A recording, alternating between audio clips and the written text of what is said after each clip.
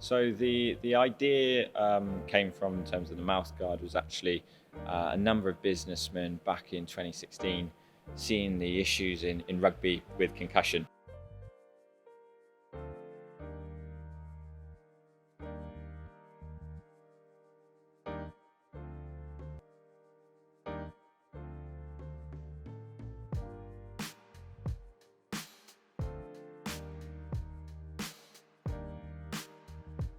The development was actually through having to get some reliable data, and that then led to the relationship with Swansea University in terms of helping to develop and validate the mouthguard and then the system we're currently using. Been there from the beginning, where we validated the system.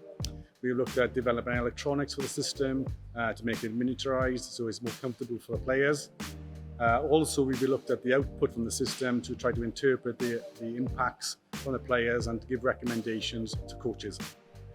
So right through the package, from the initial, how does the sensor work? Is the integrity of the signal good? All the way through to what does this data mean? That's been Swansea University's input. How do we take those raw signals that the sensor in the mouth is producing, and how do we make them into something meaningful at the end for the end user? Build thresholds for the safety and then the welfare of players. Because one of the hardest things to do these days is to get real world experience that sit alongside your academic studies.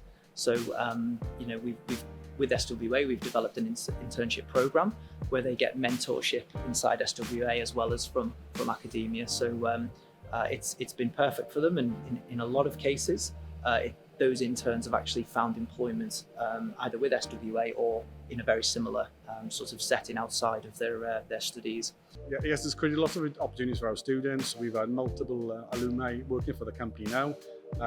For instance, last year I had a project student for the third year medical engineering scheme, and they are now the technical advisor for the electronics component within the company.